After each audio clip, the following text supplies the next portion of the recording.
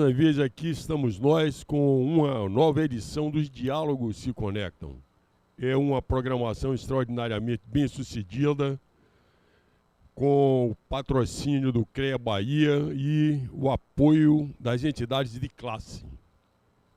Uma programação que tem tido uma repercussão extraordinariamente bem recebida, e hoje teremos a presença do engenheiro eletricista e conselheiro do CREA Bahia, Cláudio Celino. Olá, Cláudio, boa noite. Você está em casa, que você é conselheiro? Quantas vezes sentou aqui nessa plenária? Então não preciso nem dar as boas-vindas adicionais. Você naturalmente está em casa. E o Cláudio Celino é um expert em gestão de manutenção em condomínios.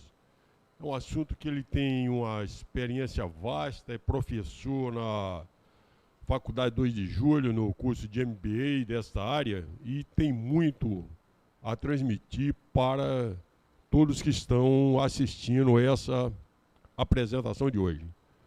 Cláudio, você tem muito a transmitir e as expectativas são as maiores possíveis. No curso da semana teremos mais uma outra exposição nos Diálogos Se Conectam, que pode ser consultada no nosso site. Tem todas as informações detalhadas. Essas palestras são transmitidas pelo Instagram do CREA, pelo YouTube, e no nosso site, na página do CREA, vocês têm todas as informações bastante detalhadas acerca da programação. Agradecemos ao IBAP, que está patrocinando a presença do engenheiro Cláudio Celino, e gostaríamos de contar com o apoio de todos que estão assistindo aos nossos Diálogos que Conectam. Um projeto que nós temos, Cláudio, que é o Todos por Todos, que ele visa receber doações de mantimentos, gêneros de sanitização, de limpeza, EPIs, luvas, máscara, o que seja. E nós temos feito a entrega a instituições de caridade, instituições que cuidam de pessoas menos favorecidas, e tem sido um sucesso extraordinário. Já entregamos mais de 1 tonelada e mais de 200 litros de produtos sanitizantes. Temos aí fora quase 500 quilos para uma nova etapa de entrega. Inclusive, sua colaboração vai ser bem-vinda também, hein? Então, essa campanha continua e finaliza agradecendo a presença de todos vocês que têm prestigiado tanto essa nossa iniciativa. Contamos com vocês, participem, interajam por meio das redes sociais e continuem nos assistindo, prestigiando esses profissionais tão destacados que têm vindo aqui compartilhar informações com toda a comunidade que nos acompanha. Muito obrigado a vocês. Cláudio, sinta-se à vontade, exponha seu vasto conhecimento. Não preciso dizer que a casa é sua, que você sabe que é. Muito obrigado e vamos adiante.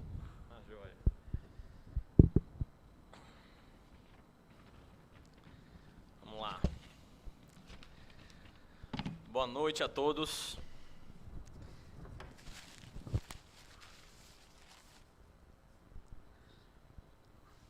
Boa noite a todos. Sejam muito bem-vindos à live Diálogos que Conectam do CREA Bahia. Primeiro, queria agradecer à presidência do CREA pelo convite. Gostaria também de agradecer à presidência do IBAP, em nome de Darkson Fonseca, pelo convite também. Para mim é uma honra estar aqui fazendo essa participação ao lado de grandes palestrantes que já passaram aqui por essa mesa.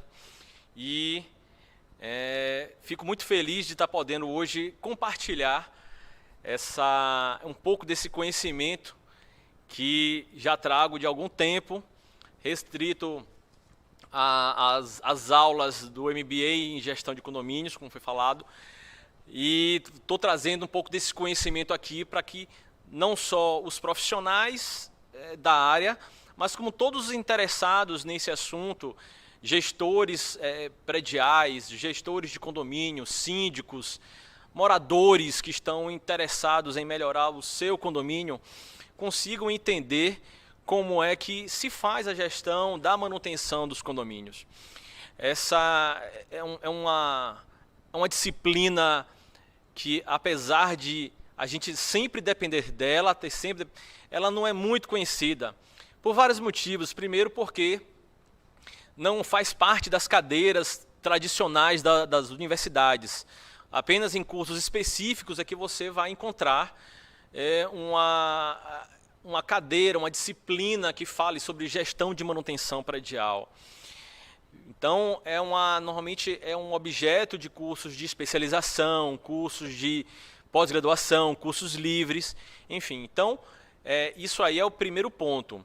O segundo ponto é que, devido à rotatividade grande dos síndicos e dos gestores de condomínios, acontece que acaba não se criando uma biblioteca de informações que permitam a continuidade da gestão da manutenção. E eu vou explicar isso para vocês de uma forma muito clara, que todo mundo vai ficar entendendo. Vou usar exemplos simples, que vai ficar claro para todo mundo que está aqui assistindo como é que funciona. Antes, eu queria falar que essa live está sendo transmitida também via o Instagram, o canal do Instagram do CREA Bahia e o meu canal do Instagram, Engenheiro Cláudio Celino.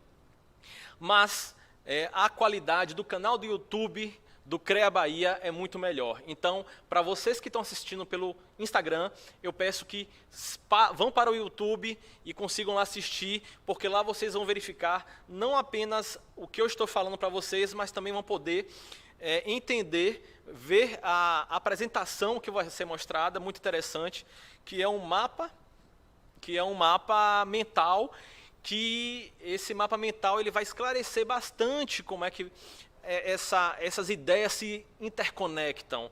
Então, para você que está me vendo aqui no Instagram, eu peço que vá no YouTube, procure o canal do CREA Bahia e nos assista lá, que lá você vai aproveitar muito mais o material, além da qualidade ser muito melhor, tá bom? Então, eu vou estar aqui direcionando a minha visão para a câmera do YouTube, então vocês podem continuar acompanhando por aí, mas no YouTube é melhor, tá bom? Então, vamos lá. Primeiro eu vou me apresentar.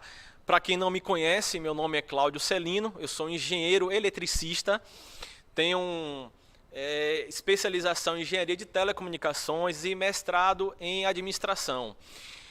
A minha história, embora seja uma história na parte de gestão de infraestrutura de telecomunicações, onde aprendi a fazer inspeções desde estação rádio base até grandes instalações de telecomunicações, data centers. Quando eu comecei a trabalhar com condomínios, eu senti uma diferença muito grande, porque na área de gestão de condomínios existem aqueles pequenos condomínios de 20, 15 unidades, 16 unidades, pequenos conjuntos habitacionais, que de certa forma não demandam tanta atenção, ou seja, com pouca atenção você consegue manter, mas existem grandes condomínios clubes, com arrecadação milionária, equiparada a grandes e médias empresas. Então, esses condomínios deveriam ter uma atenção diferenciada, deveria ter uma manutenção diferenciada, um cuidado diferenciado, a despeito do seu valor, mas isso não acontece.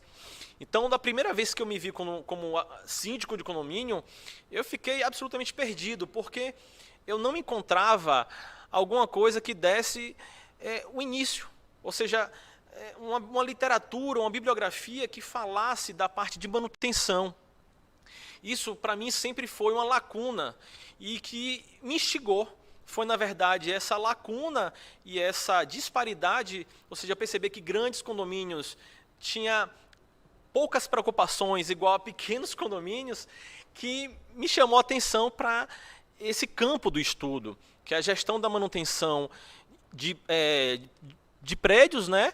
E eu coloco mais especificamente condomínios, porque os prédios monousuários, as edificações monousuárias, normalmente aí fica à disposição do proprietário. Então, se o proprietário de um prédio, de um shopping, quiser recuperar ele, Ele vai fazer isso, ele vai entender de forma muito mais clara isso, mais objetiva, porque isso é uma atividade que gera lucro. Então ele vai pesar se aquele investimento que eu vou fazer vai gerar algum lucro lá na frente. Então ele faz uma análise. A análise é muito mais cuidadosa e muito mais acurada do que nos condomínios. Condomínio não. Você tem um condomínio que custa 20 milhões de reais, que eventualmente o síndico desse condomínio é uma pessoa que nunca foi síndico na vida. O condomínio tem orçamentos comparados a médias empresas, mas ele nunca foi gestor de nada. Ele é uma pessoa bem intencionada, até capacitada, ou seja, tem capacitação, mas às vezes não tem a experiência naquele ramo, ou então não tem um tempo necessário para poder se dedicar àquele trabalho, que é um trabalho de gestor que tem responsabilidades civis e criminais, como qualquer outro gestor de uma empresa privada. E o que acontece, via de regra, é que quando a gente está no stand de vendas de uma corretora de imóveis, a gente fica maravilhado, encantado com aquele imóvel, porque tem espaço squash, tem hidromassagem, tem espaço zen, espaço mulher, tem um monte de espaços todos, né? Espaço pet, só que ninguém diz como é que dá manutenção nesses espaços todos. Porque alguém vai ter que se preocupar em consertar a banheira de hidromassagem quando der problema. E quem que vai fazer isso? Quanto é que custa o contrato de manutenção disso? De quanto em quanto tempo eu preciso fazer isso? Como é que eu consigo validar se aquela atividade que o terceiro que eu estou contratando para fazer aquela manutenção está de acordo ou não está? Quais são os parâmetros que eu consigo avaliar se esse contrato é bom ou ruim? São tantas variáveis que uma pessoa comum, nós mortais, que a gente compra um imóvel de 200 mil reais, a gente tem uma noção da reforma do nosso imóvel. Vai custar quanto? Vai custar 60 mil, vai custar 50 mil, mais 20 mil de imóveis. Esse é o limite das noções que a gente tem de valores. Mas quando a gente passa um imóvel facilmente de 20 mil para 200 mil para um condomínio com 100 imóveis desse, a gente já tem um condomínio custando 20 milhões de reais. E é óbvio que os valores são proporcionais, a manutenção é proporcional. Então, quando um síndico recebe, de repente, uma proposta de manutenção, de inspeção, e ele olha a cifra de 5, 6 dígitos, ele toma aquele susto. Mas a ideia é justamente entender que os custos são proporcionais. Então, fruto dessa imaturidade do mercado, é um mercado ainda imaturo, né? Sempre os melhores profissionais escolhiam trabalhar na indústria. Com a mudança desses movimentos globais, onde a indústria nacional não está tão atrativa, a gente começa a olhar para os lados e o que acontece é que nós estamos vendo hoje em dia prédios que eram para durar 50, 70, 100 anos caindo com 30, 20 anos de construído. Então, quando a gente passa por essa noção de que os prédios estão caindo muito antes da vida útil deles, acende uma luzinha vermelha dizendo, olha, alguma coisa precisa ser feita. Primeiro, pela segurança das pessoas. Segundo, pelo dinheiro que foi investido nisso. Pode não ser nem um prédio residencial, pode ser um prédio comercial, mas alguém comprou com o objetivo de investir naquele bem. Poxa, aquele bem não vai ter renda antes de acabar de se autofinanciar? Então é um completo absurdo, completo contrassenso.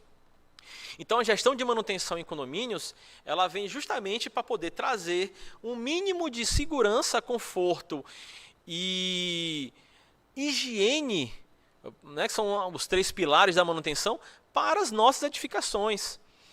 Quando a gente compra um apartamento em condomínios, a gente não quer saber, a gente espera, na verdade, que alguém já esteja preocupado com isso. Não, alguém se preocupou em fazer isso, alguém se preocupou em administrar isso. Mas a verdade é que não funciona assim. E eu vou mostrar aqui agora, nessa live, como é que deve efetivamente funcionar a manutenção predial. Bom? Então, para isso, eu peço que vocês acompanhem aqui no mapa mental. Vou mostrar para vocês o mapa mental. Primeiro, deixa eu ver se esse mouse está conectando. Espera aí. Deixa eu ver aqui. Vamos só tentar resolver aqui o problema do mouse. Aqui, agora já conectou, já começou a movimentar.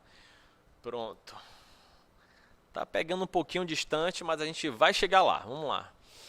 Então, vocês estão vendo aqui, eu vou reduzir um pouquinho o zoom para ficar mais claro. Pronto, vocês estão vendo aqui um mapa mental. Eu vou apertar aqui um F11 para poder pegar a tela inteira. Aqui acho que agora ficou melhor. Um mapa mental da gestão de manutenção em condomínios. Então, a gestão de manutenção em condomínios, ela tem esses 5 pontos que são muito importantes. O primeiro ponto é a manutenção em si, o dia a dia, como é que funciona a rotina da manutenção predial. A outra é o ponto de partida antes da manutenção, que são as inspeções prediais. Você, querendo ou não, precisa tirar uma foto daquela edificação antes de você dar continuidade na manutenção. Afinal, é a foto do antes. Então, tudo que você for fazer de manutenção, você tem que tirar a foto do antes e do depois, para saber como é que está aquela edificação. Então, a inspeção predial é a foto do antes. Então, ela é a base não só da manutenção, como das obras também, que a gente não vai falar hoje. Então, a gente passando também, a gente precisa conhecer a edificação, conhecer os elementos que formam a edificação. A gente tem também a parte de gestão de obras, que normalmente os condomínios negligenciam essa importante parte da manutenção, porque na hora que você precisa fazer um reparo, você tem que ter uma obra. E essa obra, principalmente quando for uma grande intervenção, ela tem que ser registrada o antes e o depois, até para verificar que realmente foi feito, se aqueles defeitos que foram detectados na inspeção, efetivamente foram reparados após ela. E com isso você consegue, inclusive, contar a validade daquela obra. Saber se aquela obra está durando o quanto ela deveria durar, se está durando menos tempo, mais tempo. Então, as obras normalmente são negligenciadas e você tem que ter todo um processo na hora de fazer uma orçamentação, na hora de fazer uma licitação da obra, fazer uma equalização de propostas, fazer uma análise técnica das propostas feitas antes de passar para a Assembleia. E uma vez que a obra foi realizada, precisa ter um controle do quanto ela foi realizada. Já vi diversas vezes em condomínios obras da ordem de R$1 milhão que acabou na metade da obra, não foi realizado nem um terço da obra e a obra estava parada e por falta de comunicação entre a empresa e a administração.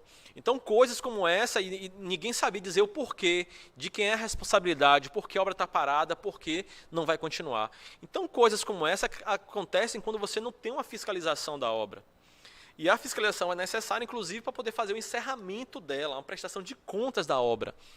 Até para essa responsabilidade não ficar na mão da administração, ficar na mão de um terceiro que vai justamente validar, se respaldar isso aí.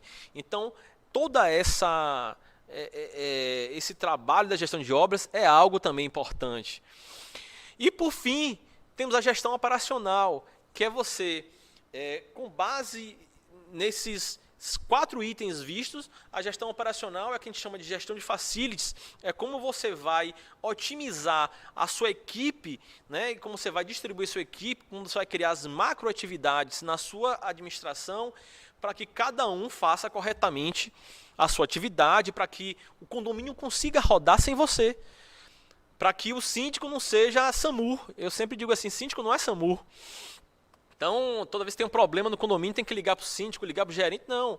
Se tudo for bem pensado, em qualquer dia, qualquer hora, vai ter alguém trabalhando e quando tiver algo que não é previsto, alguém vai saber como proceder sem precisar de uma intervenção superior para aquilo ali. Talvez a intervenção só ocorra para validar, mas que o primeiro passo já tenha sido dado. Então, esses 5 itens compõem os 5 itens básicos da gestão da manutenção em condomínios. Nessa palestra de hoje, a gente só vai falar delas duas, da gestão de manutenção e um pouquinho das inspeções prediais, para a gente entender como é que origina e como é que a gente faz uma escolha técnica desse tipo de serviço, que é o serviço mais intangível da gestão de manutenção. Quando você contrata um serviço de manutenção de uma empresa, ou então uma reforma de uma empreiteira, você vê claramente. O cara pega um motor que está ruim, vai melhorar aquele motor e deixa ele prontinho, bonitinho, funcionando. Você consegue visualizar isso, você consegue tangibilizar esse serviço. Quando você contrata uma obra para a empreiteira, você vê como é que estava antes, como é que ficou depois. Então você percebe que realmente melhorou, se ficou do jeito que você queria ou não. Mas quando você contrata uma inspeção predial, qual é a noção que eu tenho para dizer se a inspeção foi boa, foi ruim, foi trabalhosa ou não? Então isso é algo que é muito recorrente, por isso que a gente colocou ela nesse ponto, para mostrar aos síndicos como é o caminho para poder fazer uma correta inspeção predial. Tá bom? Então vamos começar abrindo o mapa mental, vamos puxar ele um pouquinho para a direita, para ele ficar mais claro, e vamos clicar nele aqui. Então a manutenção predial, nesse mapa mental, a gente tem a primeira parte que é a introdução e depois o sistema de manutenção. Vamos ver o que é que tem aqui na introdução. Primeiro, o objetivo da manutenção predial.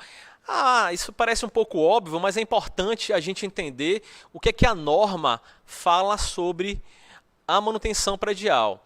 Então, ele diz, eu vou aumentar um pouquinho essa letra, para vocês que estão vendo pelo YouTube está claro, mas para mim que estou vendo aqui diretamente do salão, é um pouco mais complicado. Então, peço um pouquinho de desculpas a vocês. Sei que a câmera está ali, mas eu estou aqui tentando acertar. Espera aí que o mouse não está ajudando. Vamos lá. Aqui, vamos descer um pouquinho. Pronto. Então, o que é que a norma diz sobre a manutenção predial? O objetivo dela é preservar as características originais da edificação e prevenir a perda de desempenho decorrente da degradação dos seus elementos. Então, com isso, uma resposta comum dos meus alunos já é respondida nessa primeira linha. Professor, eu posso mudar o prédio, posso alterar, modificar ele? Não, você tem que manter as características originais do prédio. E segundo, prevenir a perda de desempenho. O que é perda de desempenho? É quando aquilo não está efetivamente quebrado, não está inservível, mas ele não está servindo tanto quanto deveria servir. Então ele perdeu um pouco o desempenho dele. Então aquela bomba que deveria funcionar tranquila, está funcionando com ruído, com vibração, não está bem. Então está tendo uma perda de desempenho. Então o primeiro ponto da norma é isso. O que é que eu trago na tríade da manutenção?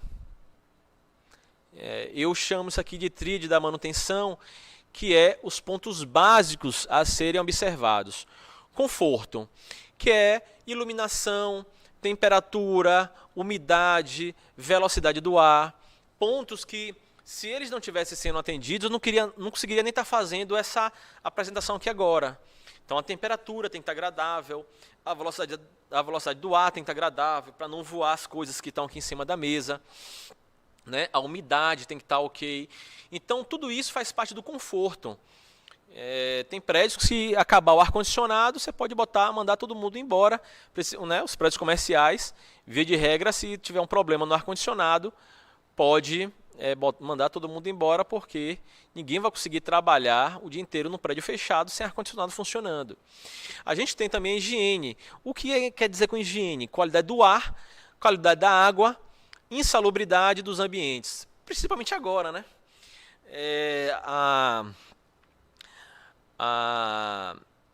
Tem um regulamento número 7 da Anvisa, ele fala sobre os requisitos de qualidade do ar, que tem a ver com a quantidade de gás carbônico no ar, ou seja, se aquele ar refrigerado está sendo renovado ou não, a quantidade de partículas, né? E agora, então, com o coronavírus, mais ainda tem que se preocupar com essa qualidade do ar interior aos ambientes, né? E, por fim, a segurança.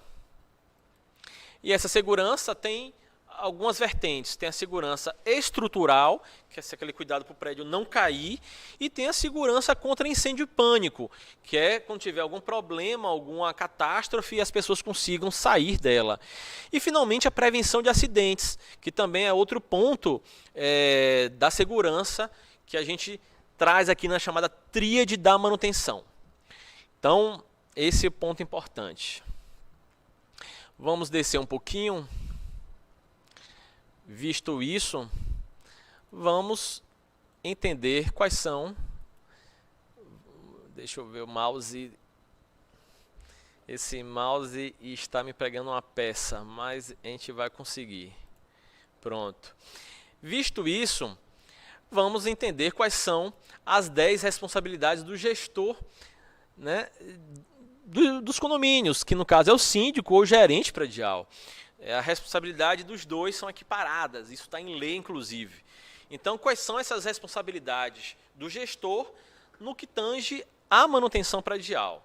Primeiro, né, colocando aqui como um condomínio com um gerente predial, tá? E ele que seria o responsável nessa situação. Então, assessorar o síndico nas tarefas, nas questões relativas à manutenção do condomínio, né? Segundo, manter a documentação. E essa documentação é uma documentação técnica, documentação administrativa e documentação de manutenção. Então, essa documentação ela não é do síndico, ela tem que ser passada de gestão para gestão. A gente precisa lembrar que nós não somos síndicos, nós não somos gestores, nós estamos gestores daquele empreendimento, nós estamos síndicos, ou seja, no próximo momento alguém vai assumir e vai precisar saber em que situação eu peguei o condomínio e em que situação eu deixei, e isso vale para a manutenção também. Então essa documentação é relativa a isso. Realizar as inspeções, elaborar as previsões orçamentárias, atestar a manutenção conforme o manual, e a gente vai falar rapidinho, daqui a pouquinho, sobre o manual de manutenção. Então ele tem que verificar que aquele manual está sendo cumprido, orçar os serviços de manutenção, e eu vou mostrar que isso tem uma certa complexidade, não é tão simples, mas está aí como responsabilidade, orçar as obras, controlar a execução do plano de manutenção, ou seja, uma coisa é você ter garantia de que aquele conserto, aquele reparo foi feito de acordo com o manual. Esse é um ponto. O segundo ponto é saber se ele estava dentro de um cronograma já planejado, ocorreu no momento certo e que está obedecendo a um plano de manutenção. Então, o manual diz como eu devo consertar. O plano diz como e com quantas pessoas, quais são os recursos que eu tenho para poder realizar aquilo ali. Ele também tem que orientar os usuários do empreendimento. Então, essa parte é muito importante, ou seja, a gente tem usuários, seja no prédio comercial ou residencial, eles vão reclamar, eles vão ter problemas e precisam resolver problemas relativos às suas unidades privativas, e você tem que informar o que é que pode e o que não pode. Então, muito comum você ter num prédio residencial um morador perguntando: olha, preciso reformar a minha varanda e eu quero saber qual o código da cor da tinta que eu devo usar para pintar a minha varanda, porque eu não posso mudar essa cor é padrão. Então, eu tenho que ter isso a pronta entrega. Ele perguntar, até isso fácil. Então, orientar os usuários é uma atividade da gestão do condomínio, né? No quesito de manutenção. E, finalmente, elaborar um plano de contingência, que a gente vai falar um pouquinho dele mais adiante. Então, essas são as 10 responsabilidades do gestor. Então, visto isso, existe um ponto de início. Como é que eu consigo, já vi todas essas responsabilidades, vi quais são os objetivos, Mas como é que eu começo a estudar a manutenção?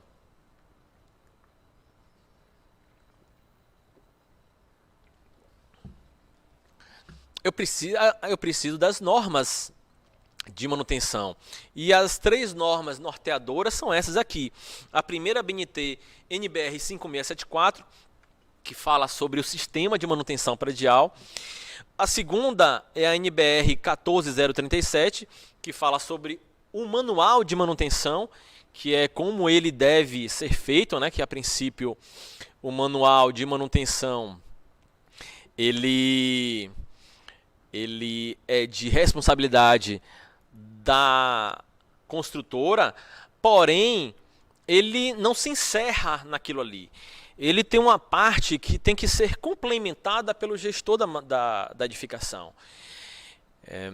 Então, essa parte a ser complementada pelo gestor da edificação, ela é justamente no plano de emergência contra incêndio, que você tem, na verdade, instruções técnicas. Não sei se todos os estados têm as mesmas instruções técnicas, mas a grande mãe das instruções técnicas é o estado de São Paulo. Então, no estado da Bahia também nós temos instruções técnicas que são baseadas também nas instruções técnicas do Corpo de Bombeiros do estado de São Paulo. Então, a gente tem, no caso, a IT 16 e temos a NBR 15219, que é o plano de emergência, é uma norma para você escrever o que você deve colocar no plano de emergência contra incêndio. Isso aí é algo que pode ter previamente no prédio, mas não é obrigação, né, da construtora. A construtora ela constrói o prédio. A estratégia que você vai utilizar para poder dirimir os riscos de incêndio e pânico depende da sua gestão, depende de como você vai usar o prédio. Então, isso é uma parte que tem que fazer é o gestor da edificação. E temos as normas de desempenho, que elas dizem justamente sobre a vida útil dos elementos da edificação. Isso é uma parte muito interessante, porque ela é formada de vários outros critérios para você definir se algo vai durar 5 anos, 8 anos, 10 anos, 20 anos. Quais são os critérios que você utiliza para poder definir esse tempo de uso, né, chamada vida útil de projeto, ou VUP. Então, essa norma de desempenho mostra justamente esses pontos. Tá? E vamos, enfim, para o sistema de manutenção. A gente vai começar pelo manual de operação, que está aqui, como claro, fornecido pela construtora, e o plano de contingência. O que é que deve conter esse plano de contingência? Aqui, se eu clicar nesse íconezinho aqui, ele vai mostrar um pedacinho da norma brasileira 15219, que é o plano de emergência contra incêndios. Então, ela diz, né, o passo a passo de como eu devo fazer o meu plano de incêndios. Se eu clicar um pouquinho aqui também na IT 16, ele vai mostrar a tela aqui da instrução técnica número 16. Eu tive a oportunidade e o privilégio de participar da revisão das instruções técnicas referentes à inspeção elétrica do Corpo de Bombeiros da Bahia. Então, essas normas eu tive o privilégio de poder participar delas. E aqui a norma IT 16, ela fala sobre o plano de emergência contra incêndio e pânico. Então, essa norma é gratuita. A norma NBR da BNT você precisa baixar, você precisa adquirir. Essa aqui é gratuita e você pode, né, baixar e entender como é que você vai escrever esse plano de emergência. Existem outras contingências. Aqui estamos falando de incêndio. Celino, que outras contingências são essas? Então, vamos lá, tem várias. Falta d'água, falta de energia, parada dos elevadores, vazamento de gás. Já tive a péssima experiência de chegar no meu apartamento, no meu condomínio, e descobrir que tinha uma torre toda evacuada, porque um inquilino, né, que estava deixando o apartamento, ele entrou no apartamento e arrancou a válvula de interrupção do gás, que tinha sido ele que comprou a válvula. Ora, uma válvula dessa custa entre 50 e 80 reais, não é mais do que isso. Ele arrancou, não desligou o gás E aí o que acontece? O gás começou a vazar. Como o GLP ele é mais pesado que o ar, ele começou a escorrer pelos ralos, enfim. Qual o primeiro ambiente que ele vai escorrer? Os ralos e a caixa de corrida, que é chamado poço do elevador, né? Então ele vai escorrer. O que aconteceu foi justamente que todo o prédio estava com fedor de gás e teve que ser desligados os elevadores. Tiveram que ser desligados os elevadores, todo o prédio evacuado até que chegasse a companhia de gás para poder fazer esse reparo. Então, o que fazer numa situação como essa? Vazamento de gás. Invasão do perímetro, furtos, enchentes, desmoronamentos, terremotos, tsunamis, batida de carro, atropelamentos, ataques de animais de estimação, presença de animais selvagens, briga de vizinho, violência doméstica, que agora é lei. Violência doméstica, o síndico é obrigado a reportar para a polícia, né, a ocorrência de violência doméstica. Então, coisas como essa têm que estar anotadas. Para quê? Para que o supervisor de manutenção, o porteiro, aquelas pessoas que estejam de prontidão numa hora que você não esteja, elas consigam tomar alguma ação sem necessariamente entrar em contato contigo. E isso aí tudo faz parte do plano de contingência. Então ele tem sim que estar aqui e é de responsabilidade do gestor dar continuidade a ele. Entrando aqui pela vida útil da edificação, a gente tem a norma 15575, uma norma grande, dividida em 6 partes. Essa parte, a parte principal que fala sobre esse aspecto é a parte 1. Né? E basicamente eu vou trazer informações claras, entre elas, essa é a primeira informação que eu trago, que é a curva de desempenho. Tem uma outra curva também que eu poderia mostrar aqui agora, que era a curva da banheira, mas essa curva de desempenho, eu acho que ela traz uma informação melhor.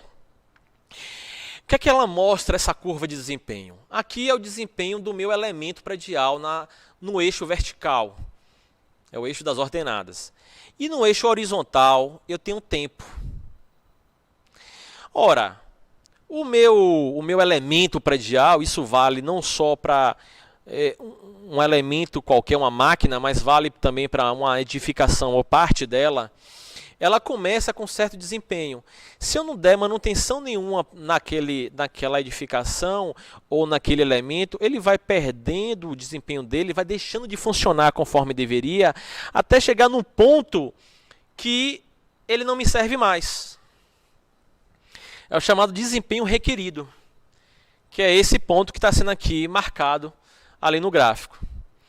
Ora, se antes de eu chegar nesse ponto, e nesse ponto que ele na praça não servir mais, é o que a gente chama de vida útil sem manutenção.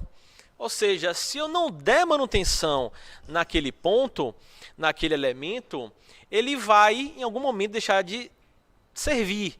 E essa vida útil é chamada vida útil sem manutenção. Ao passo que, se eu der uma manutenção, ele vai subir, ou seja, o desempenho dele vai melhorar um pouquinho, e à medida que passa o tempo, vai cair. Aí eu volto a dar uma manutenção, ele sobe, o desempenho cai. Volto a dar uma manutenção, ele cai, aí ele chega num ponto que, mesmo dando manutenção, ele chegou num ponto que não serve mais. Aí nesse ponto eu tenho que fazer a substituição dele. Tá? Então, essa chamada curva de desempenho, ela dá essa noção de que as coisas não são eternas, tudo quebra, tudo você precisa dar manutenção. Então, se você não der manutenção, ele vai chegar no ponto que vai se tornar inservível. E aqui eu mostro umas tabelas que são utilizadas para a gente calcular essa manutenção. Então, temos o efeito das falhas sobre desempenho, vou mostrar aqui essa tabela, ou seja, se é perigoso ou se não é, então se tem uma interrupção do edifício, se tem um perigo à saúde, então esse é um dos parâmetros, a categoria de vida útil, você tem elementos que são substituíveis, tem elementos que são manuteníveis e não manuteníveis. A depender dessa possibilidade de você substituir ou não elemento, eu vou ter que definir a vida útil dele, porque os elementos não manuteníveis, eles precisam durar o tempo da vida útil da própria edificação. né, como as fundações e outros elementos estruturais. Agora, aqueles que são manuteníveis, por exemplo, uma fachada, então eu vou fazer a manutenção nela. Agora, tem uns mais fáceis, que são substituíveis, que são louças, metais, e aí tem um tempo de manutenção menor, uma vida útil menor. E aí tem os custos que eu falei logo no início. Então, o que é um custo alto, um custo baixo, então ele coloca essas considerações também aqui nessa tabela de custo, tabela C3. E, finalmente, a vida útil, né? Aqui é só um resumo do resumo. Aqui ele mostra que, por exemplo, uma estrutura ela tem que durar no mínimo 100 manutenção 50 anos e com manutenção acima de 75 anos. Os pisos internos a partir de 20 anos. A vedação vertical externa, ou seja, a fachada 60 anos. E aí por diante, ou seja, essa tabela é imensa, é impossível trazer essa tabela para cá. Se vocês quiserem entrar no detalhe, precisam adquirir a norma 15575, a norma de desempenho. Ela traz todos os elementos da edificação, com toda a vida útil de cada um deles, para que vocês compreendam isso de uma melhor forma. Então, com isso, eu enxergo a vida útil da edificação, que é a segunda parte do sistema, para poder, finalmente, chegar no plano de manutenção. E esse plano de manutenção, ele está aqui numa figura muito pequena. Eu vou ver se eu consigo pegar essa figura aqui. Deixa eu pegar aqui na pasta. Então, temos aqui... Deixa eu mostrar essa figura aqui, que fica mais fácil.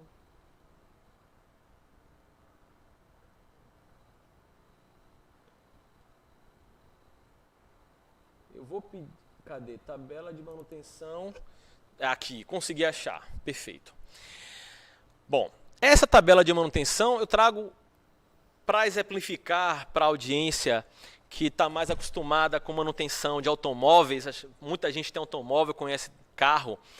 Como é que funciona a manutenção de um carro? É o exemplo mais prático para trazer, para comparar com as edificações. Então, carro, a gente tem atualmente aquele advento das revisões preço fixo. E nessas revisões preço fixo, a gente tem um conjunto que é trocado, né, a cada 10 mil quilômetros e que varia de 20 em 20 mil quilômetros ou de 30 ou 40 em 40 mil quilômetros. Então, se eu tenho uma revisão, a primeira revisão 12 meses, 10 mil, segunda com 24 meses, 36 meses, e aqui ele passa de ano em ano. E aqui tem aquela composição básica, óleo de motor, filtro de combustível, filtro de óleo. E eventualmente eu vou ter um filtro da caixa de ventilação, vela da ignição, que vai variar de 40 em 40 mil quilômetros. E normalmente essas revisões têm um preço fixo. Essas revisões equivalem àqueles contratos de manutenção que você precisa ter no seu condomínio para alguém dar uma manutenção constante. Isso equivale, só que no carro é de ano em ano. E no condomínio é de mês em mês, a cada 3 meses, a cada mês ou a cada 15 dias. Depende do ritmo e da frequência de manutenção que você colocou no seu contrato. Então a gente vê facilmente um carro, só de manutenção preventiva em 10 anos ele gasta R$ 8.500. Calma, aqui é a preventiva. Só que não é só isso que você troca no carro. Você tem outros elementos. Você vai também fazer a manutenção corretiva. Então, ao longo de 10 anos, com certeza você vai trocar 4 rolamentos de roda, vai trocar 4 amortecedores, vai trocar as correias do alternador, vai trocar o elemento do catalisador, vai fazer uma limpeza de bico injetor. Então, se você for colocar esses valores correspondentes e quantas vezes ao longo da vida útil, estou colocando uma vida útil de 10 anos para um carro, lógico, o carro demora, tem carro de 50, 40 anos rodando até hoje, mas eu coloquei 10 anos para poder não me estender. Se você for observar, dentro de 10 anos eu gasto R$ 14.700. Então, somando a manutenção corretiva e preventiva ao longo de 10 anos, eu tenho um custo de R$ 23.000 de manutenção do meu carro. Só manutenção, não estou falando de seguro, não estou falando de combustível, não estou falando nada, só a manutenção. Então, mais ou menos isso você precisa colocar dentro de um plano de manutenção da sua edificação. Só que ao invés do carro, você vai colocar os elementos da edificação, que nós vamos ver esses elementos aqui agora. Tá? Eu não vou passar nas etapas do plano, porque ficaria algo muito demorado. Não é o objetivo dessa live aqui, é dar uma introdução para que a gente consiga ter uma noção do que tem que ser feito, né? Então, conhecendo a edificação, vamos aqui. A edificação ela pode ser conhecida de duas formas. A primeira forma, utilizando sistemas prediais, que a gente tem os sistemas hidráulicos, elétricos, mecânicos, gás, eletrônicos, telecomunicações, civis, né? Ou temos também através das áreas da edificação, que é cobertura, pavimento, fachada, térreo, garagem.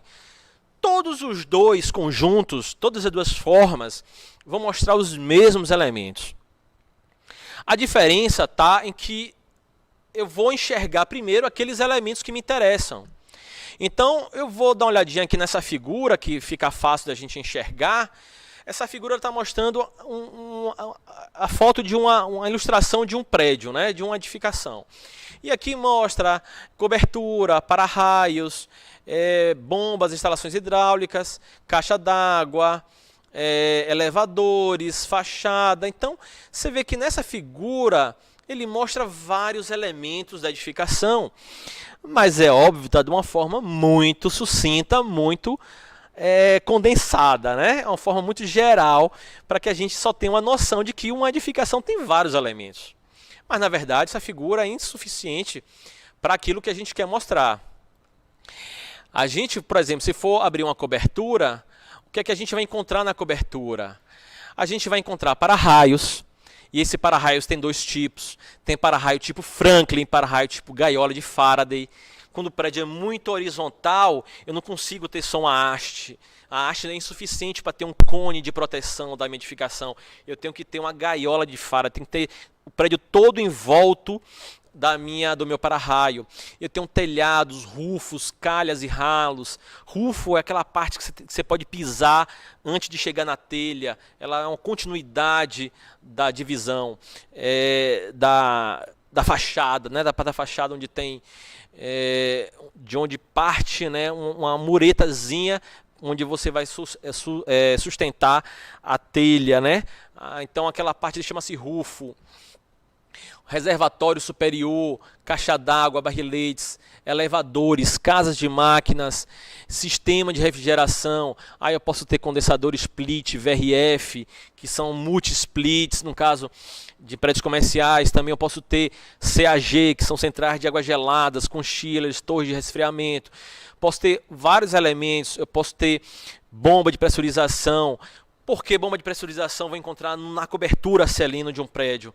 Porque às vezes o prédio é muito alto e a distância, a altura entre a caixa d'água e o último andar é insuficiente para dar uma pressão alta, principalmente para os extintores, ou pelos hidrantes, desculpe, para os hidrantes.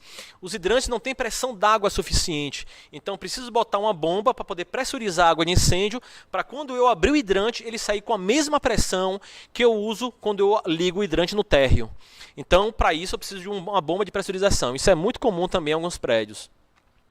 Posso ter antenas, a antena IAG, UHF, VHF, parabólicas direcionais, que é para Wi-Fi, banda larga, antenas planares ou helicoidais. Posso ter exaustos, que na verdade o que é um exausto? Uma chaminé, uma pequena chaminé do sistema de esgoto para poder fazer exalar os gases do sistema de esgoto, para não entrar nos apartamentos, ou então chaminés da varanda gourmet. Então todos esses elementos, né, isso eu estou olhando aqui só na cobertura. Para cada um desses eu vou ter dezenas de elementos, né, que esse é o objetivo de conhecer a edificação. Então, por isso que eu preciso também conhecer a edificação e preciso entender cada um desses sistemas.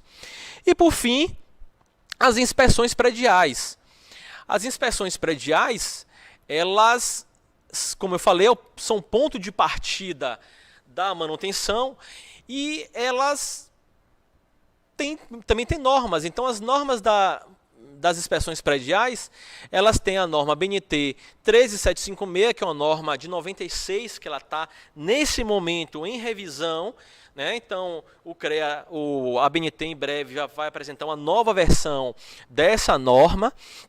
Temos a norma do IBAP de 2012, né? Que fala também sobre como é que deve ser uma inspeção predial.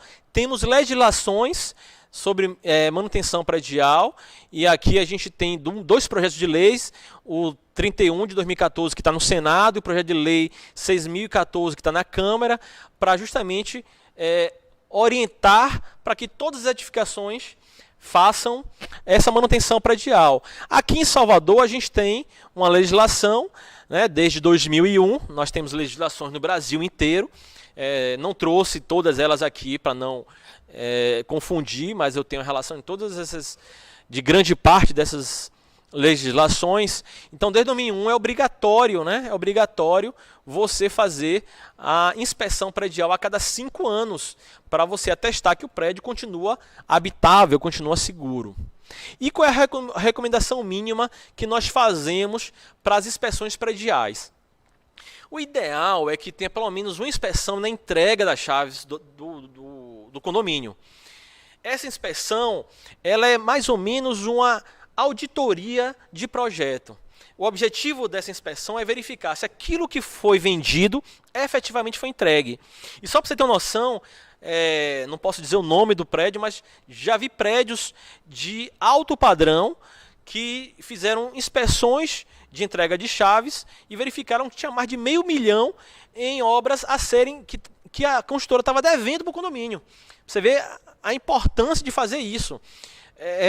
Isso é muito comum, prédio de alto padrão, né? Prédio de baixo padrão. Temos vistoria de vencimento de garantia, ou seja, passados 5 anos de garantia, tem que ter uma vistoria. Isso não significa que todos os elementos da edificação têm uma vida útil de 5 anos. Alguns têm menos, outros têm mais. É igual um carro, a vida útil do pneu não é a mesma do motor, que nem é a mesma do chassis. Então, tem vida útil diferentes. Temos a vistoria prévia para a VCB, como a legislação de Corpo de Bombeiros, de segurança contra incêndio, ela mudou, então mudaram também, mesmo para prédios novos, eles foram feitos com projetos de 4, 5 anos, 10 anos atrás. Então, eles de repente não levavam em conta alguns itens que precisam ser levados na proteção contra incêndio. Então, elas precisam ser feitas uma vistoria prévia para a VCB, para que só depois dessa vistoria e adequação dos projetos, você consiga dar entrada no Corpo de Bombeiros para a obtenção da VCB, mas para isso antes é necessário que você já providencie aquela adequação da sua estrutura. Então você vai adequar primeiro seus projetos, fazer a inspeção prévia, adequar seus projetos, na entrada do Corpo de Bombeiros, verificar se o Corpo de Bombeiros não tem outras observações além dessas, corrigir o projeto, para só depois disso aí você solicitar o reparo e adequação para, na segunda parte, fazer o Corpo de Bombeiros fazer a inspeção em loco. Então, a inspeção prévia do Corpo de Bombeiros, ela economiza tempo e dinheiro para o condomínio, porque ela dá tempo suficiente para você se adequar antes de receber uma notificação do Corpo de Bombeiros. Tem as vistorias de SPDA, que dependendo da cidade pode ser anual ou bianual, e uma revistoria a cada 5 anos, que no caso de Salvador é lei municipal. Então essa é a recomendação mínima de inspeções, né, ao longo aí de 10 anos de um empreendimento. Vou deixar até aqui aberto, né? E lembrando finalmente que existe uma tríade do serviço, que é essa tríade aqui. Pessoal, todo serviço que você comprar, adquirir, contratar, ele só pode ter 3 características. Ele é bom, é rápido e barato. Se ele é bom e barato, não vai ser rápido. Se ele é bom e rápido, não vai ser barato. E se ele é rápido e barato, com certeza não vai ser bom. Então você tem que escolher 2 opções e fazer o seu serviço. Então com isso eu dou a introdução para falar sobre as inspeções prediais, que nessa live aqui, infelizmente a gente não vai conseguir dar conta, porque levaria mais pelo menos meia hora para a gente falar só sobre as expressões, sobre como contratar uma inspeção predial, mas eu deixo esse ponto aqui para uma próxima live, para a gente falar sobre esse ponto, como contratar uma inspeção predial, tá bom? Então, com isso eu encerro, vou voltar aqui a figura para deixar clara aqui para todo mundo, deixa eu até reduzir um pouquinho aqui a resolução para ficar fácil, apertar aqui um F11 para deixar pronto aqui. Então está aqui o mapa mental. Esse mapa mental, e tanto o mapa mental como o livro Gestão da Manutenção em Condomínios, eu vou deixar disponível no meu link, no meu perfil, para que quem quiser adquirir, vai estar lá o linkzinho onde eu detalho tudo isso aqui. Esse mapa mental é até as inspeções prediais, né, que a gente detalhou aqui, e tem um e-book que fala também exatamente sobre esse ponto. Então, esses detalhes todos que eu estou falando aqui, mais o mapa mental, vai estar nesses 2 documentos que vão estar disponíveis. Eu vou deixar o link para vocês, para adquirirem até hoje, tá bom? Agradeço mais uma vez para o IBAP pelo convite, agradeço o CREA, agradeço toda a equipe do CREA pelo apoio. Mais uma vez, honrado pelo convite, espero que esse conteúdo tenha, de uma certa forma, ajudado vocês. Se vocês gostaram do conteúdo, compartilhem com seus amigos, com seus vizinhos, com seus gestores de empreendimentos. E estamos aqui à disposição. Fico agora no aguardo das perguntas. Muito obrigado. Oi, me ouve bem aí, Celino? Então, ouço sim. Então, ótimo. Agradecer a você mais uma vez, né, em nome do CREA e do IBAP, em nome do IBAP, do presidente do Instituto Brasileiro de Avaliação de Perícias, né, o nosso colega, o Darkson Fonseca, que é presidente do IBAP. Em nome do CREA também agradeço, em nome do presidente José Ramalho, que esteve aqui na abertura. Eu queria começar já pegando esse gancho, não é bem uma pergunta, só para você explicar um pouco melhor essa coisa do link que você vai deixar disponível. É no seu Instagram, tem muita gente perguntando aqui também se pode encontrar esse mapa mental. A gente pode deixar no link do CREA também. Pronto, mas se tiver já no seu Instagram, me diz o seu arroba para a gente colocar aqui pro pessoal. Arroba Engie Cláudio Celino.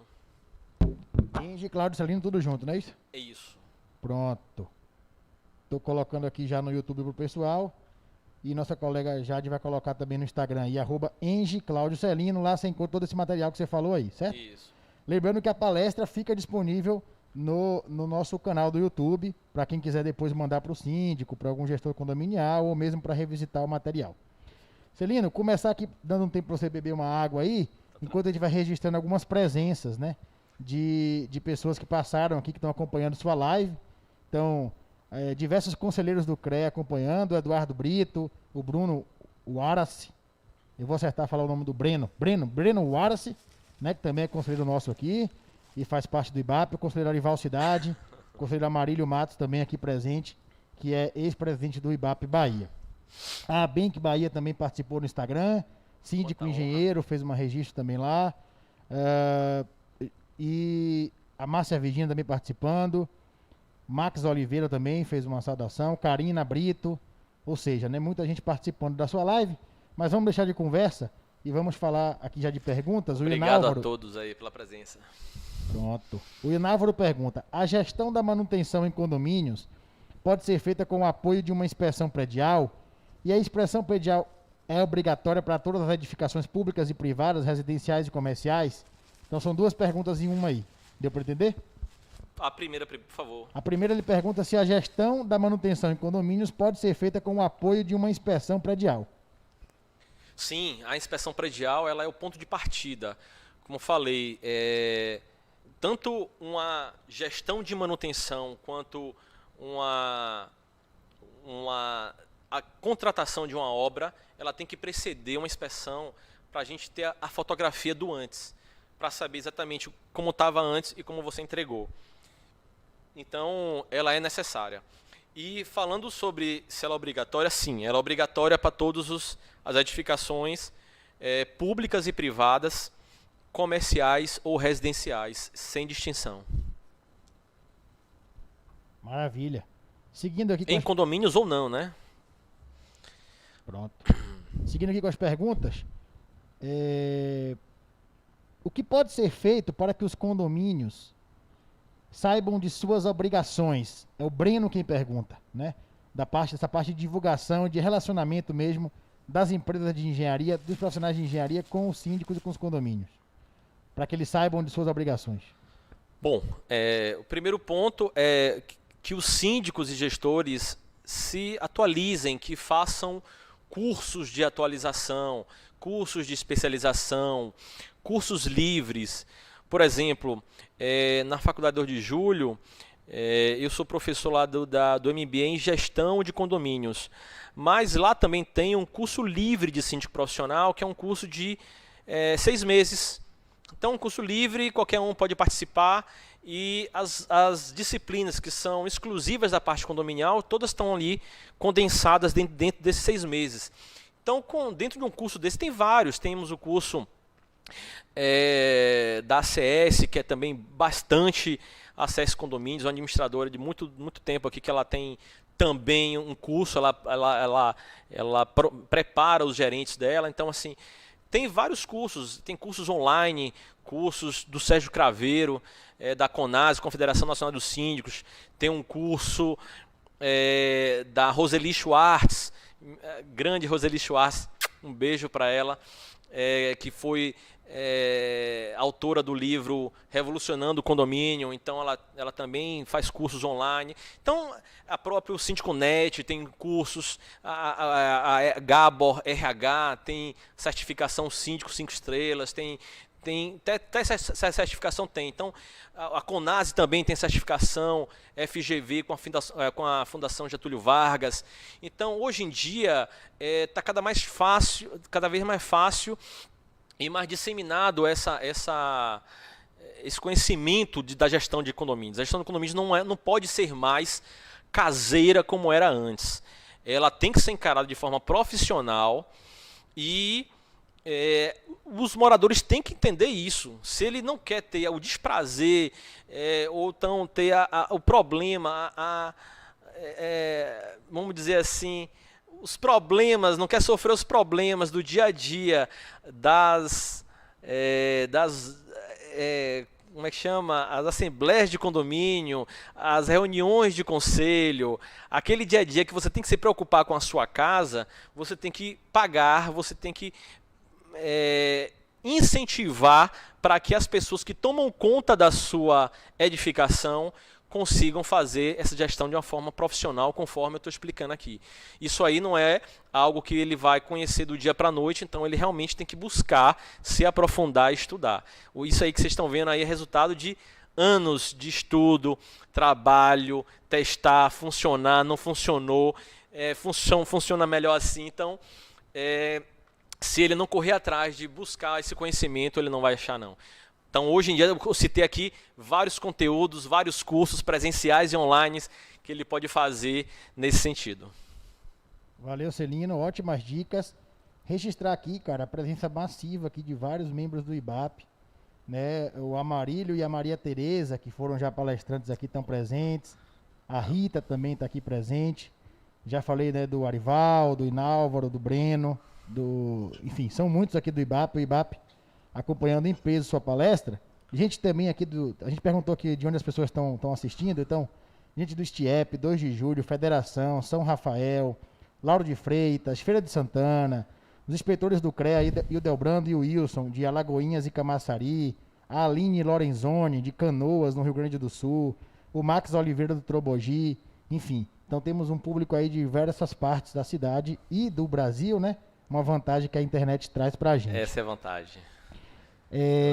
O Antônio Cerqueira pergunta: o condomínio deve se pautar no Manual do Proprietário e NBR 5674, requisitos para o sistema de gestão de manutenção como premissa para a criação de um adequado controle de gestão de manutenção? Sim, essa é a norma básica. A NBR 5674 é uma norma que, inclusive, eu deixo o link está dentro do e-book. Quando você for adquirir o e-book, tem um link da norma. Você pode adquirir, é uma norma muito boa, está bem revisada, ela é de 2012, ou seja, ela está bem atual, ela tem tabelas, ela tem procedimentos, ela é muito bacana. Tem exemplos de formulários para poder fazer inspeção, para você entregar o formulário de repente para um manutencista do seu prédio. Só que é uma norma que você tem que adquirir. Normalmente essa norma, se eu não me engano, está em torno de 120 ou 200 reais no site da ABNT. Mas é isso mesmo, o preço é esse, mas vale a pena, entendeu? Saudar também aqui o Wagner, que é da diretoria do IBAP, está aqui também acompanhando.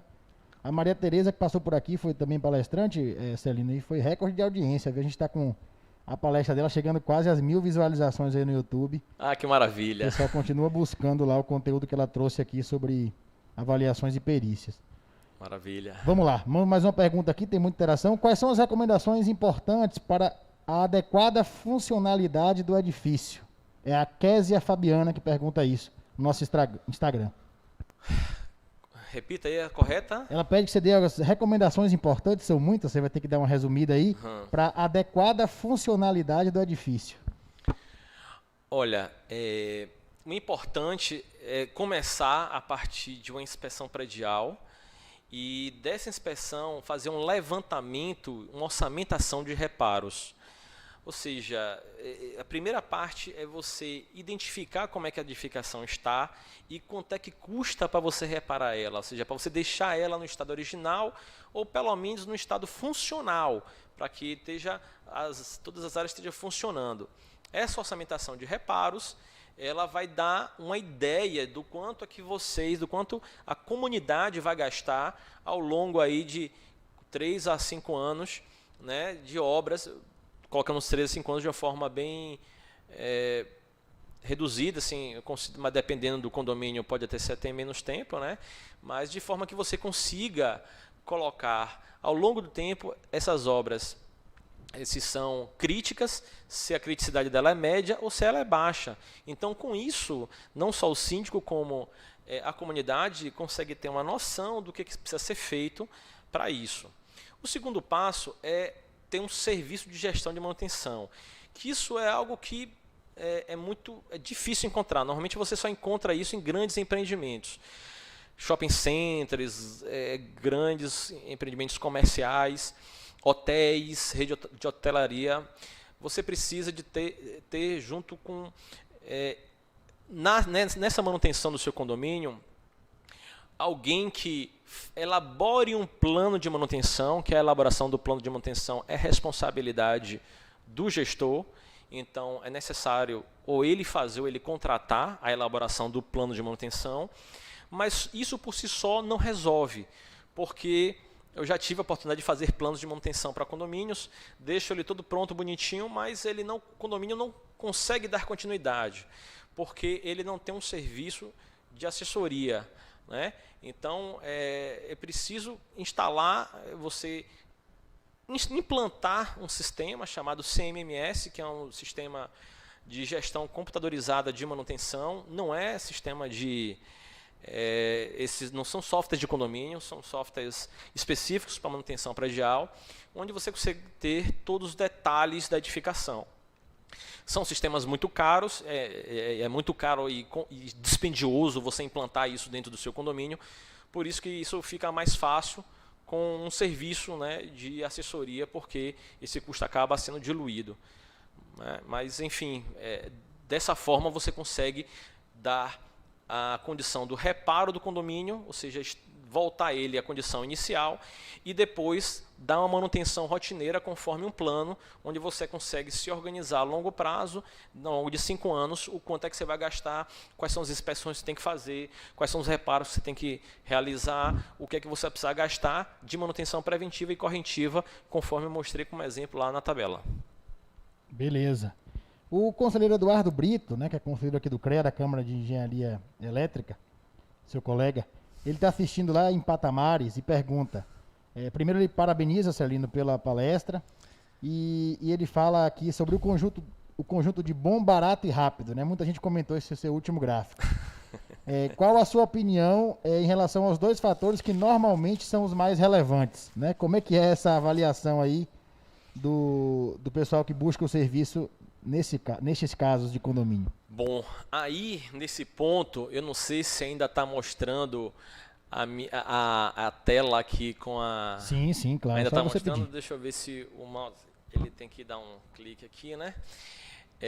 Seria importante ter uma análise técnica.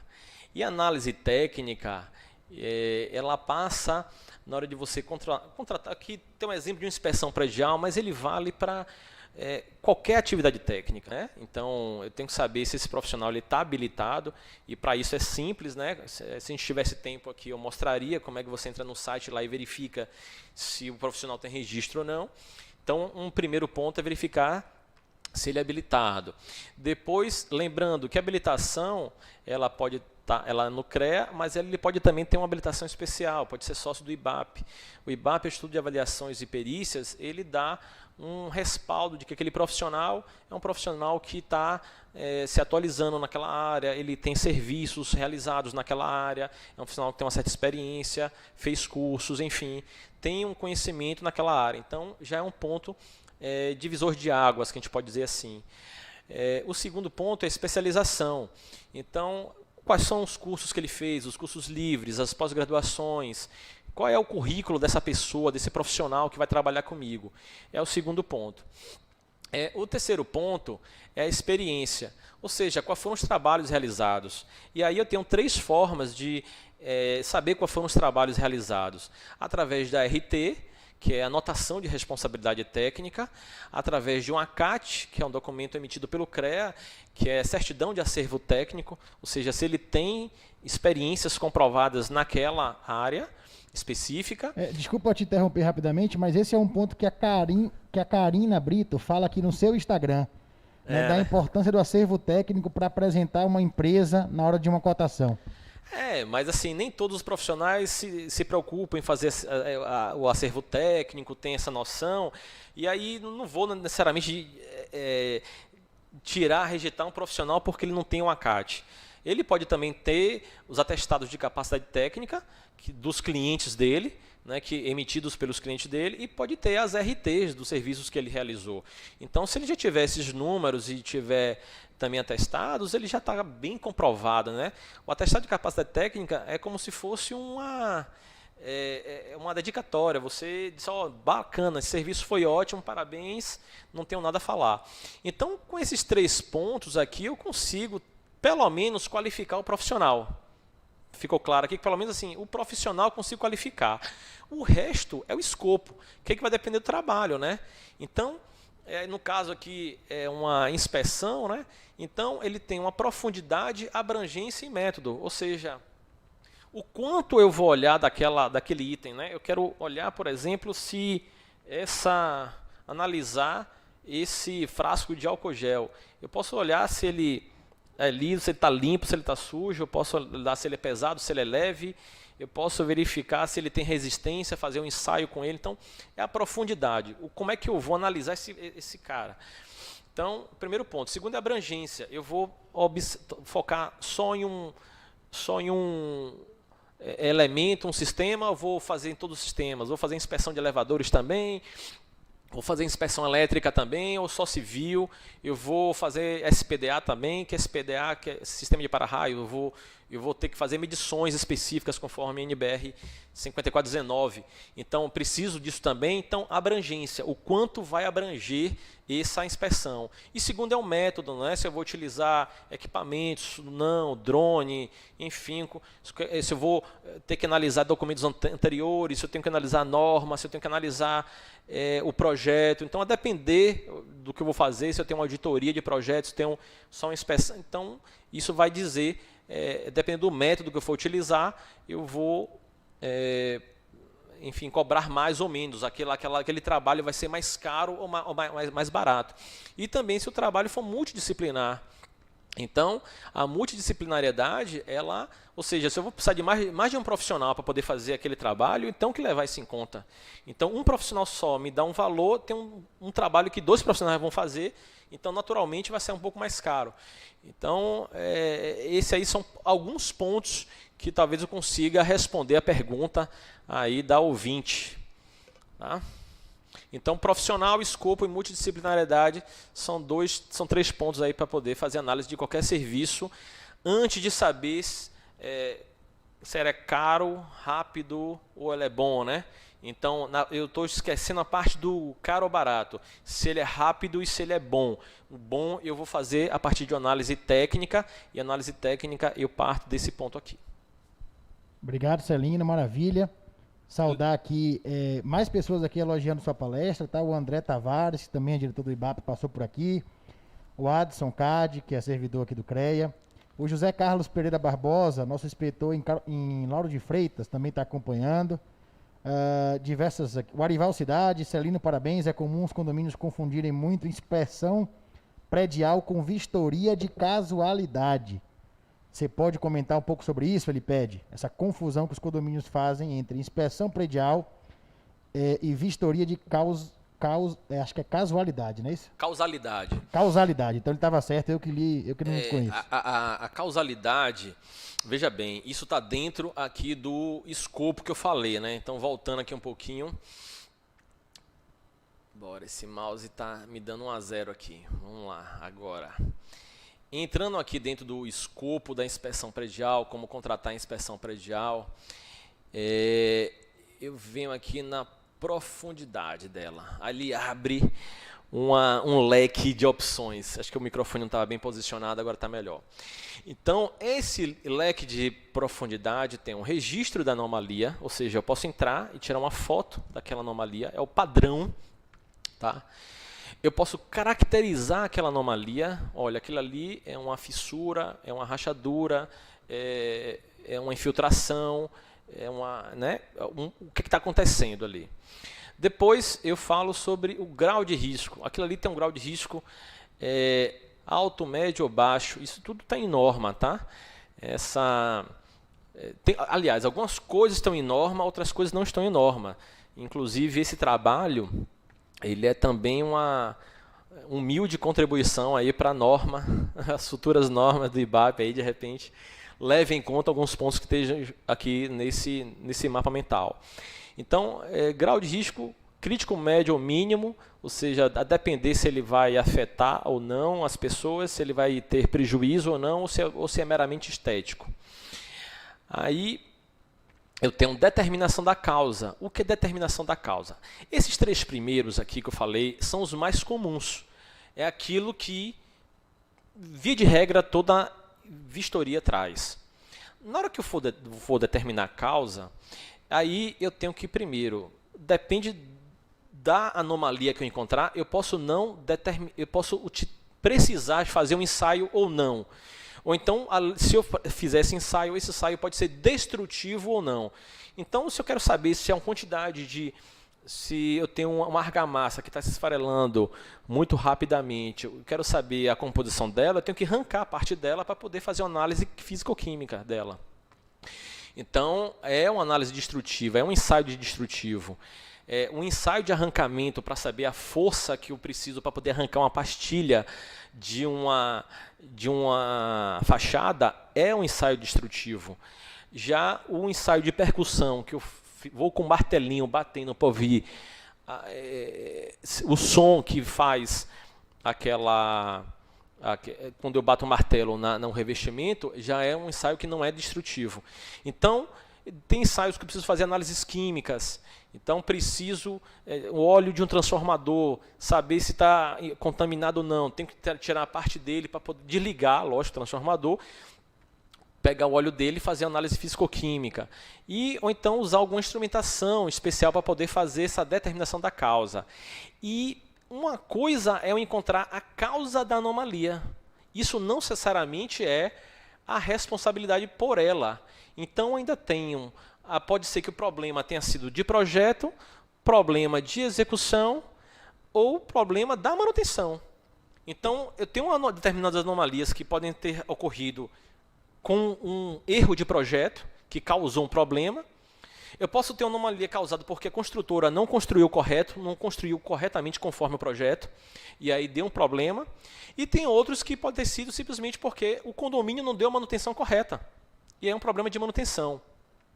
Então, perceba que essas duas variáveis, se eu incluir na manutenção, eu encareço absurdamente a minha inspeção. a minha inspeção vai ser muito mais cara. Algo que a norma não traz. A norma ela classifica normalmente as inspeções como nível 1, 2 e 3, que são prédios simples, prédios mais complexos e prédios complexos que exigem multidisciplinariedade. Então, o nível 2, na verdade, já tem multidisciplinariedade, mas o nível 3, além disso, precisa de ter uma inspeção de manutenção, ou seja, uma auditoria do plano de manutenção. Então, a norma só dá isso, e esses indicadores são muito frágeis para eu dizer e quantificar quanto é que deve custar uma inspeção. Se o condomínio me pedir determinação da causa e determinação da responsabilidade, é provável que a inspeção possa triplicar ou quintuplicar de valor.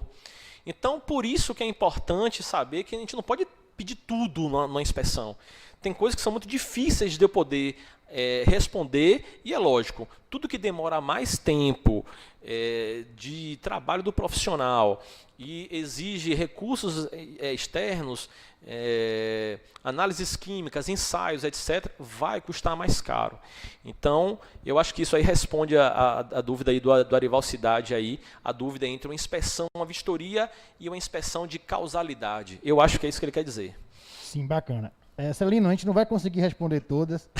Vou fazer uma última aqui, que foi um tema que surgiu de algumas pessoas, inclusive o Vladimir Espínola, que é para você comentar um pouco. Esse é um assunto que você pode falar mais brevemente, porque ele é bem complexo, ele valeria uma nova live, que é sobre a questão da habilitação e as competências para exercer as atividades nos condomínios, né? Você falou um pouco sobre a questão na palestra, sobre a importância de se buscar profissionais habilitados e tal. Eu pedi para você comentar um pouco isso aí, para a gente poder depois prosseguir com o encerramento, e agradecendo a você desde já e desde sempre. Obrigado. Olha, o básico é você entender o seguinte: as inspeções têm que ser feitas por engenheiros ou arquitetos. As manutenções podem ser feitas por engenheiros ou por técnicos. O importante é que sempre tenha uma habilitação por detrás. Se você vai vai contratar um profissional para ele realizar uma atividade, é importante que esse profissional ele seja habilitado. Mas tem um ponto que é uma dúvida comum dos meus alunos, que poxa, um engenheiro eletricista pode fazer uma inspeção predial? Então, nesse ponto, a norma ela se resume a nível 1, 2 e 3. Inspeções de nível 1, prédios muito simples, qualquer engenheiro de qualquer especialidade pode fazer. Inspeções de nível 2, que são prédios mais complexos, aqueles prédios que têm contratos de manutenção, não é um conjunto habitacional, é um prédio que tem contratos de manutenções. Então, esses edifícios necessitam de multidisciplinariedade, ou seja, eu preciso de um engenheiro civil para inspecionar a estrutura, engenheiro eletricista, os sistemas elétricos e eletrônicos, e preciso de engenheiro mecânico para inspecionar a parte de elevadores e refrigeração. Além dos sistemas de gás também. O sistema de gás é um sistema privativo do engenheiro mecânico. Então, você analisar o que é privativo de uma especialidade de engenharia a outra, a gente começa com inspeções a partir do nível 2 e 3. Então esse ponto ele depende muito da ética do profissional, de saber até que ponto ele pode atuar, e da expertise do gestor de analisar esse ponto também, fazer essas perguntas para o profissional que se habilita a realizar uma determinada inspeção, determinada atividade, e comparar essa mesma resposta com os outros proponentes que eventualmente apresentem propostas para aquele serviço naquele condomínio. Celino, eu falei que era a última, mas a gente fica aqui, né, querendo... Estou à disposição. Vamos lá. O conselheiro Neto Júnior, né, que é do IBAP, né, e também conselheiro nosso aqui no CREA, saudar ele aqui que participa mais uma vez do Diálogos que Conectam, pergunta qual a periodicidade recomendada para a inspeção de revestimentos de fachada através de testes de percussão realizados por especialistas em rapel. A cada 8 anos. A cada 8 anos. Então, maravilha. Já que você for rápido, dá pra gente encaixar uma última aqui, Dá sim. que é do Eduardo Brito. Lembrando que 8 anos é inspeção, tá? A manutenção da fachada, mesmo pastelhada, ela tem que ser feita anualmente. E qual é a manutenção? É a limpeza, é a lavagem da fachada. Se é lino, preciso lavar a fachada de pastilha? Precisa.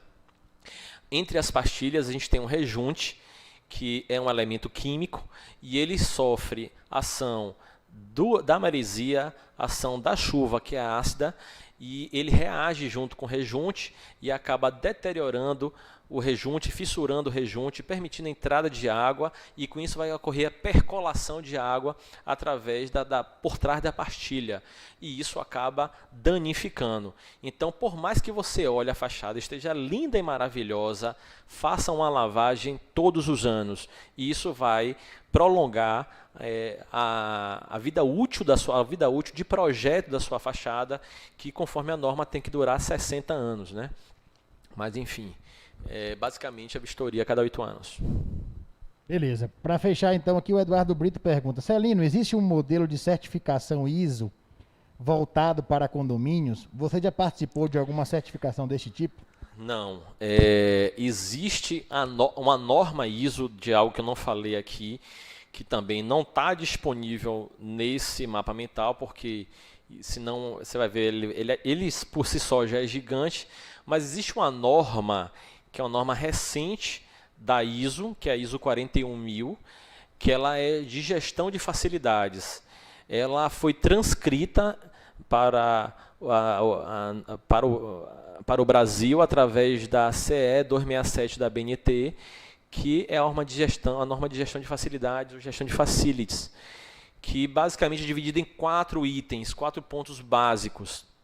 É o controle de utilidades, ou seja, consumo de água, energia, gás, enfim, gestão de obras e manutenção e conservação, que foi o que nós falamos aqui nessa palestra, e qualidade ambiental e as certificações ambientais, que é a parte de higiene e conforto, né? Então, esses 4 pontos compõem a norma de gerenciamento de facilidades, que são 3 módulos.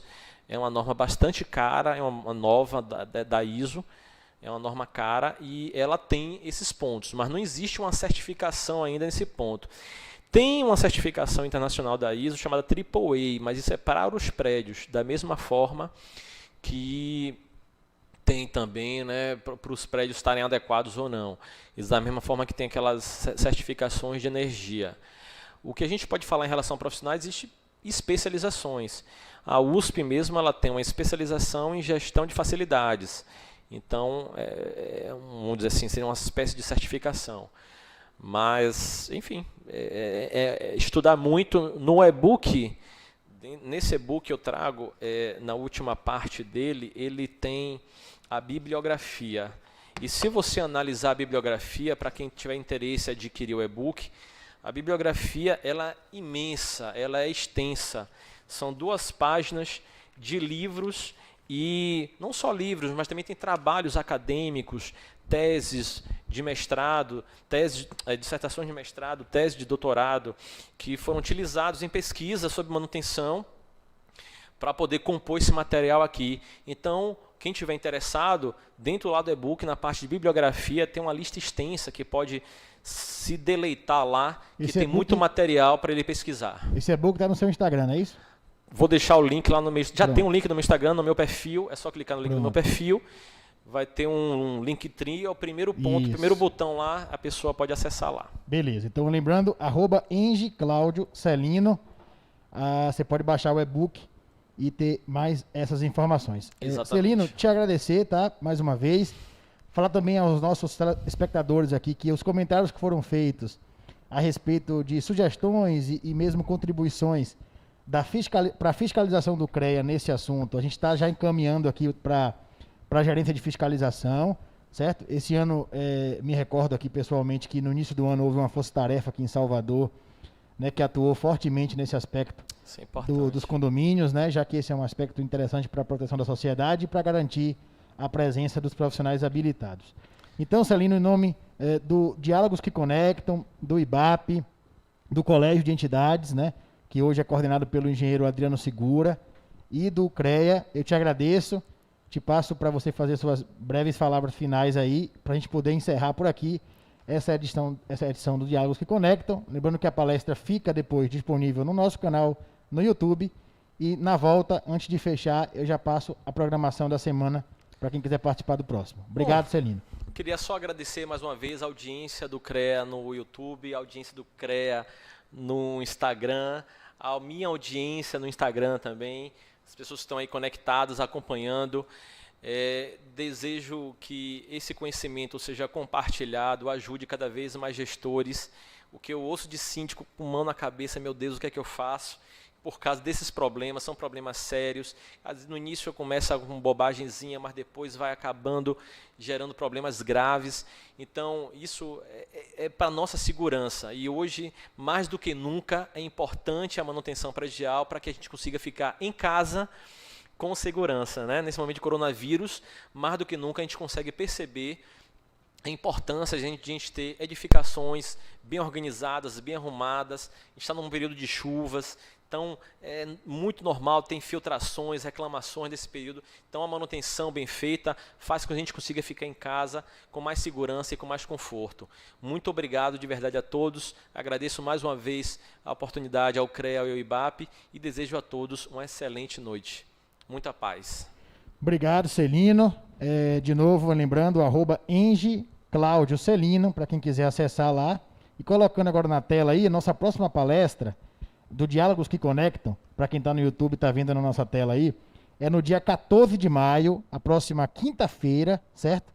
É uma realização da Abenc Bahia, e o tema é Empresas do Futuro. A maior mudança será tecnológica ou humana? Com a psicóloga Fernanda Bottecchia, ou seja, um tema bacana, curioso aí, né? Mexendo com essa coisa das relações humanas, que tem muito a ver com a engenharia, com a agronomia, com as geociências, com o urbanismo. Na próxima quinta-feira, ao vivo em nosso canal no YouTube e nosso perfil no Instagram. A programação completa do mês de maio está disponível também no nosso Instagram, no nosso Facebook, para quem quiser já ir se agendando.